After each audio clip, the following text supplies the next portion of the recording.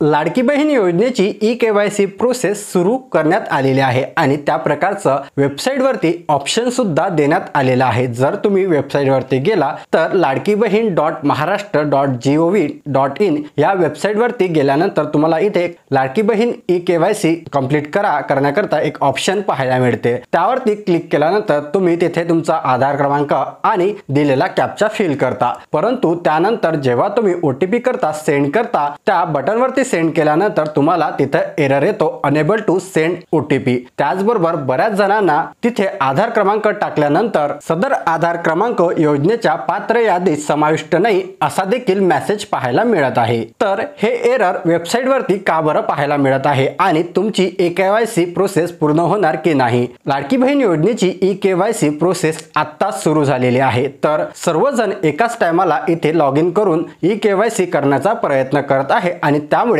सर्व्हरवरती load येत आहे। त्यामुळे बऱ्याच जणांना ओटीपी जात नाही किंवा बऱ्याच जणांना इथे तुम्ही योजनेमध्ये समाविष्ट नाही अशा प्रकारचा मेसेज जो आहे तो पाहायला मिळत आहे। तुम्ही घाई न करता 2 महिन्याची मुदत इथे देण्यात आलेली आहे आणि हे प्रक्रिया तुम्हाला दरवर्षीच करायची आहे। तर आजच वेबसाईट सुरू झाल्यामुळे या वेबसाईटवरती काम सुद्धा सुरू आहे आणि सर्व्हरवरती लोड सुद्धा येत आहे। तर लाडकी बहीण योजनेची ई-केवायसी तुम्ही आरामात शांततेने करायची आहे जेणेकरून तुमची ई-केवायसी प्रोसेस पूर्णपणे कंप्लीट होईल। ई-केवायसी प्रोसेसचा व्हिडिओ आपल्या चॅनलवरती लवकरच येणार आहे की संपूर्ण प्रोसेस कशा प्रकारे करायची, तर तुम्ही शांततेने ही ई-केवायसी प्रोसेस कंप्लीट करायची आहे। जर तुम्ही आता वेबसाईटवरती गेला आणि तिथे आधार क्रमांक आणि ओटीपी टाकल्यानंतर सुद्धा बऱ्याच जणांना एरर येऊ शकतो की तुम्ही या योजनेमध्ये समाविष्टच नाही किंवा बऱ्याच जणांना तिथे अनेबल टू सेंड ओटीपी हा मेसेज देखील पाहायला मिळू शकतो। तर घाई न करता